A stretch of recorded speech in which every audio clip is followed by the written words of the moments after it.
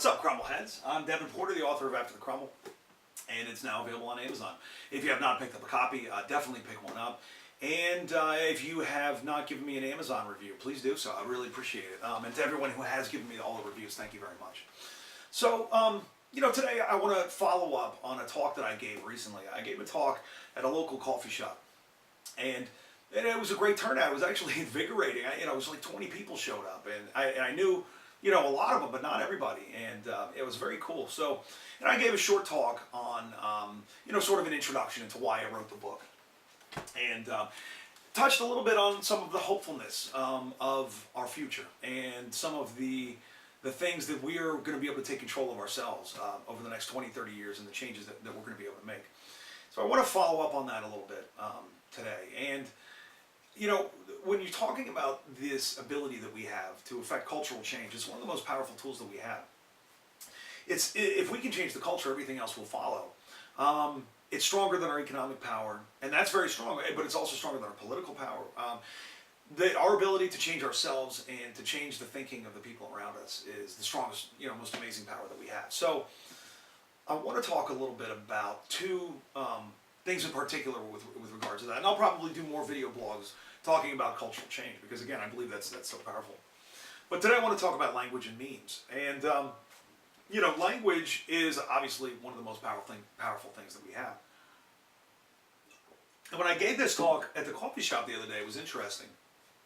There was about 20 people that were there for me, and then, there was also people that were just sitting there drinking coffee, and they got caught up in it. And I was sort of talking to the whole place. And I didn't use the word prepare. I didn't use the word collapse. I didn't use the word prepper, I used the words adapt and change and things like that. And those words were able to grab a couple of those people. In fact, a couple of the people that were just sitting there having coffee actually bought a copy of the book. So I think it's important that we remember part of our job is to wake people up. And we know we're not going to be able to wake up everybody, but there are some people that are ready. And that's part of our job, is to wake those people up and bring them into this very realistic thinking about our future. So the words that we use when we talk to them are very important. And I think if we use words like adapt and change and things like that, I think it's a lot more powerful than using words like prepare and collapse, because those are scary to a lot of people. And I've talked in video blogs before that the human brain is very funny, and sometimes it just shuts down. And when you talk about adaptation, I think people are willing to walk with you a little bit when you're talking to them. So, our use of the word sustainability is important and what we mean with it. And of course, to me, it means something that you can do over hundreds of years with regards to the land and not run out of the resources that you're using and not destroy the land in the process. So, that's really what that word means to me in particular. So the language that we use is very important, and I think those particular words can get us started thinking about it. And of course, memes is another interesting topic. Most people know memes as like the Facebook meme, it's a kitten or with a little writing or whatever, But what a cultural meme is it's something, it's a thought and a concept that forms the foundation of our culture. And all of these different memes form the bedrock of the culture that we have right now.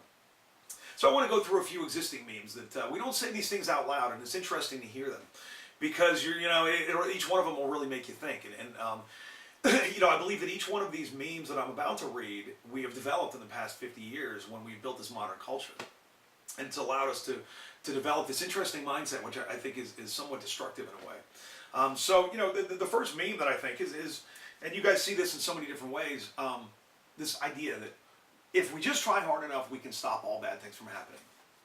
And you see it in the form of government and corporate regulations, and you see it in the form of the constant litigation that takes place, and everybody seems to want to put bubble wrap around everything. We want to put bubble wrap around our kids, and all this kind of stuff.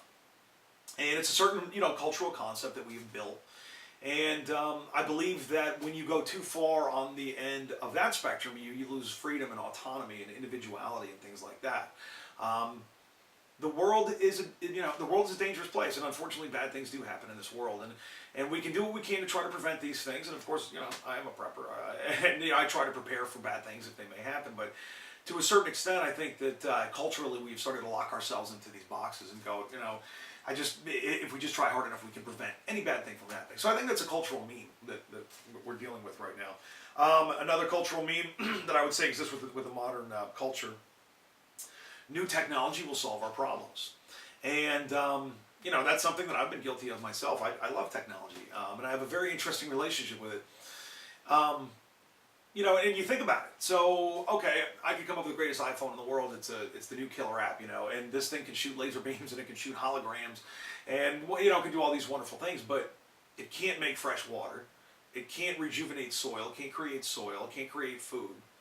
So, and of course, you need something to run it. You need some type of energy to actually power this wonderful technology that we're building. So, but I do think that we sort of have, and it ties up with this other sort of cultural meme that we have, where it's like, they will fix it. They, who the heck are they? And of course, they are us. But I think we have a cultural concept that, hey, you don't have to worry about these things. They'll fix it. They'll fix it. And, when you really start to take a very clear look at what's going on, you start to realize that some of these things are not fixable. So, another cultural meme that we're dealing with. I actually spoke to Jim Kunstler, and a lot of you guys know that he's my mentor. I've had a great conversation with him. This next one came from him. If we can just measure something enough, we can control it and we can fix it. And think about that. That's really, a very powerful thing.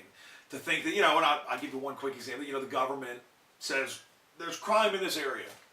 And what we're going to do is we're going to study it. And we're going to create a blue ribbon committee and we're going to get all this data, And of course we all know that in practice that doesn't really solve the problem.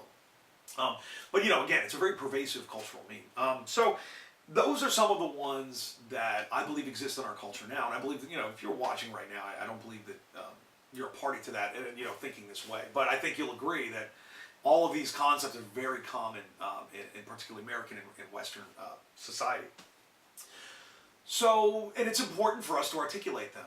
It's important for us to codify those into, a way that we can really put it into the forefront of our minds and take it out of our subconscious. So let's talk about some new ones that we're making now. And I think a lot of you, when I say these, you're going to be like, I already think that. And again, it's important to articulate them so that we can spread them, so that we can, really help other people understand them. So here's some new ones. Giant multinational corporations break the free market. I believe in democracy. I believe in the free market, of course. When I was a kid, I loved Ayn Rand. And now I see that there's some holes in her philosophy.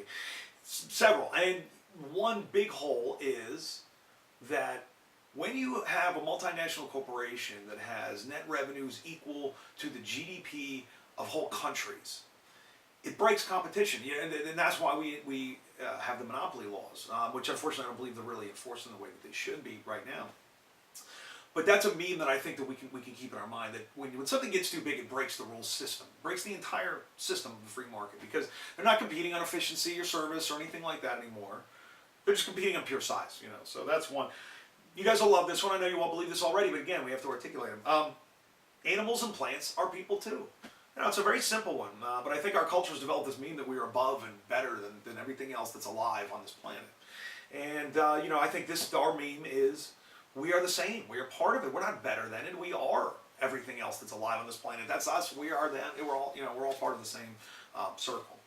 And I'll give you one more, and then I'll wrap it up for today. But again, I'll probably talk about these issues, more in the future. The last one, increased complexity does not always produce increased returns. And you think about that, and there's a certain point when we're just adding bells and whistles for no reason. And you're talking, of course, technology is the first one you think of when you're talking about a concept like that. But you can also talk about societal structures, corporate structures, governmental structures, that as time goes by, these things become these giant creaking monoliths, and they become more and more complex, and at a certain point, the whole system stops to work because it's so complex. And so I want to recommend one book, and then I'll wrap it up. When you're talking about this complexity problem, and oftentimes it's referred to as hypercomplexity, and it's happened to a lot of civilizations that's come before us. I could spend 20 minutes talking about just that, but this guy did a great job of talking about hypercomplexity. Jared Diamond. Most people would know him. He's the guy who wrote Guns, Germs, and Steel. This one is called Collapse, and it talks about the civilizations that have come before us, and what's happened to them, and the ones that have collapsed, why they've collapsed. And I think when if you read that, you'll find a lot of parallels between what's going on today and all of that. So that's an interesting foray into hypercomplexity. But I think that's an interesting introduction into those two concepts of the use of language and the use of memes in making cultural changes in our own lives and talking to the people around us. So thank you guys very much for watching as always, and I will talk to you again soon. Thanks.